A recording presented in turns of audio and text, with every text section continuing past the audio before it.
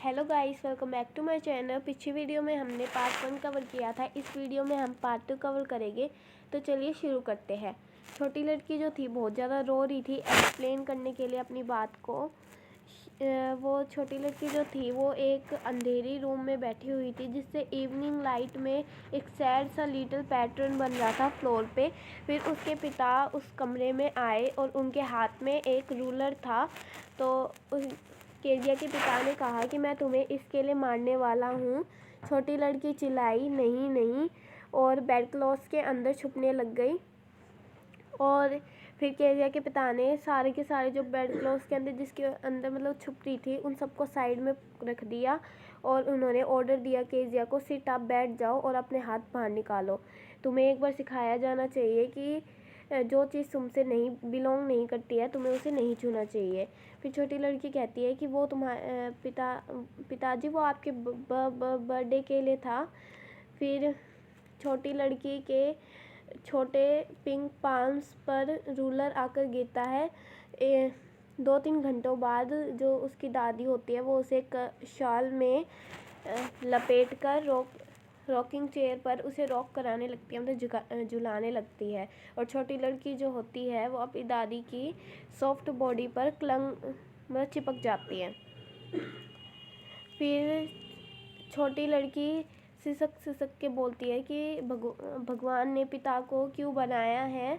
और फिर उसकी ग्रैंडमदर मतलब कि उसकी दादी उसे कहती है कि ये लो डार्लिंग, ये क्लीन हैंकी है और अपनी नाक को साफ़ कर लो और फिर सोने चली जाओ। तुम सुबह जब उठोगी तो तुम इन सब चीज़ों के बारे में भूल चुकी होगी।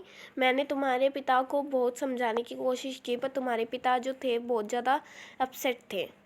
पर छोटी लड़की थी वो इस चीज़ को कभी भी नहीं भूली। अगली बार जब भी वो अपने पिता को देखती तो वो अपने दोनों के दोनों हाथ तुरंत पीछे कर लेती और उसके चेहरे पर एक रेड कलर फ्लू आ जाता। जो मैकडोनल्ड्स से वो उसके घर के मतलब उसके एक टाइप से पड़ोसी थे, उनके 5 बच्चे थे। तो जो मैकडोनल्ड्स और उनके घर के बीच में जो दीवार थी, फेंस थी, उनके फेंस के बीच में एक होल था जिससे उनका गार्डन दिखता था। फिर छोटी लड़की उस गैप में से देख रही थी कि जो मैकडोनल्ड है वो अपने बच्चों के साथ टैग खेल रहे थे शाम को। और उनके शोल्डर्स पर उनका बेबी माऊ बैठा हुआ था जो सबसे छोटा था। और 2 लड़कियां उनकी कोट की पॉकेट्स पर राउंड एंड राउंड कर रही थी और बहुत ज़्यादा हंस रही थी। और जो 2 लड़के थे उन्होंने अपने पिता के ऊपर पानी गिरा दिया और उनके पिता मतलब उदास नहीं हुए बल्कि उन्हें पकड़ने के लिए भागे और वो सब हंस रहे थे पूरे समय। फिर छोटी लड़की ने डिसाइड कर लिया कि जो पिता होते हैं सारे के सारे पिता अलग अलग तरह के होते हैं। अचानक से एक दिन छोटी लड़की की जो माँ थी वो बहुत ज़्यादा बीमार हो गई और छोटी लड़की की दादी को हॉस्पिटल जाना पड़ा। जो छोटी लड़की थी वो घर में अकेली थी एलिस द कुक के साथ। और डे टाइम में तो सब कुछ सही था पर जैसे ही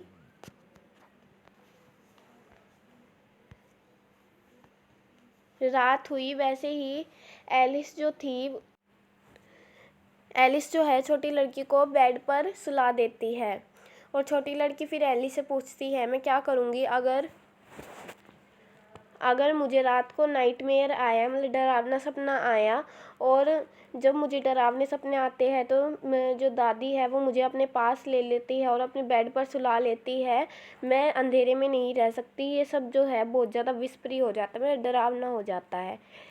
फिर एलिस जो कुक होती है वो कहती है तुम सोने जाओ चाइल्ड, और उसकी जो सॉक्स होती है उन्हें निकाल देती है और ये कहती है कि आप चिल्लाना मत और अपने पुअर पापा को मत जगाना।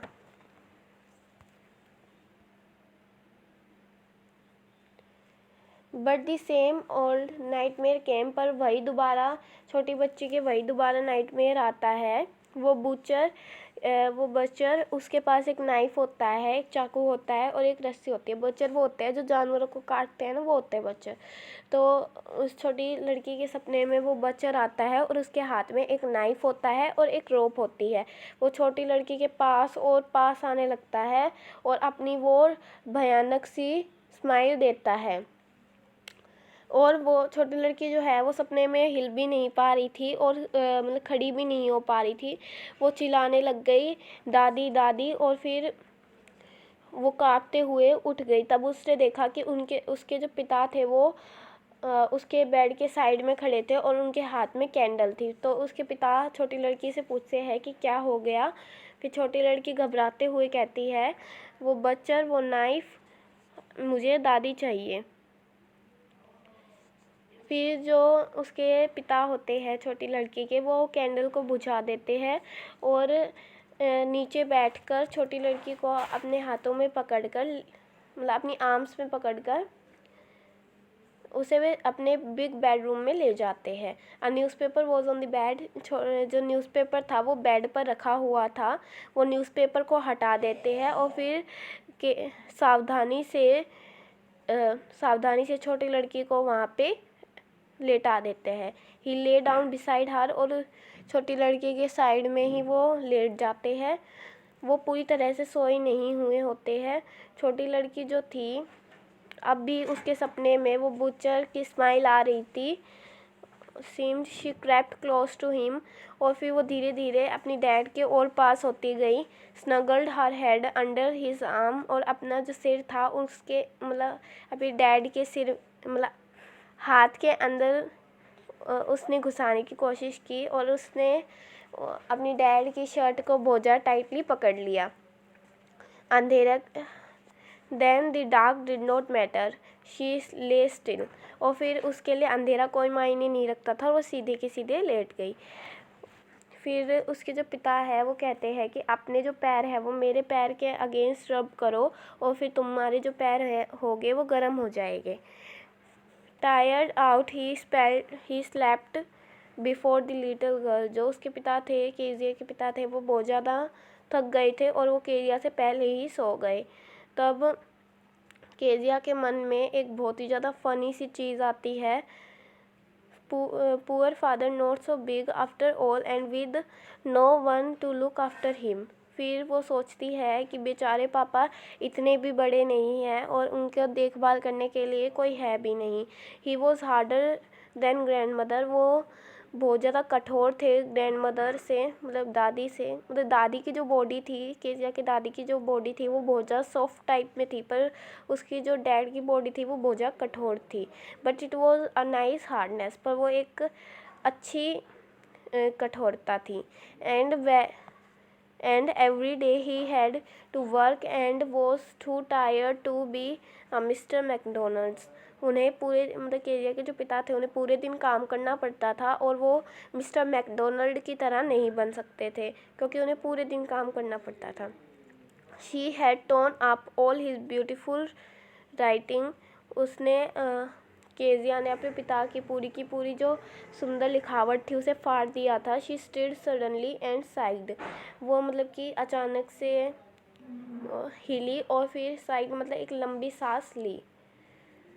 What's the matter asked her father. उसके पिता ने उससे पूछा कि क्या हो गया। अनदर ड्रीम, क्या तुम्हें कोई और सपना आया। Oh said the little girl, my head on your heart. छोटी लड़की कहती है कि ऐसा कुछ नहीं है, मेरा जो सिर है वो आपके दिल पर रखा हुआ है और मैं उसे चलता हुआ सुन सकती हूँ। What a big heart you have got father dear. तुम्हें कितना बड़ा दिल मिला है पिताजी। तो इस वीडियो में इतना ही, मतलब ये चैप्टर जो है हमारा कंप्लीट हो चुका है और हम अगली वीडियो में नेक्स्ट चैप्टर कवर करेंगे। Thank you, bye.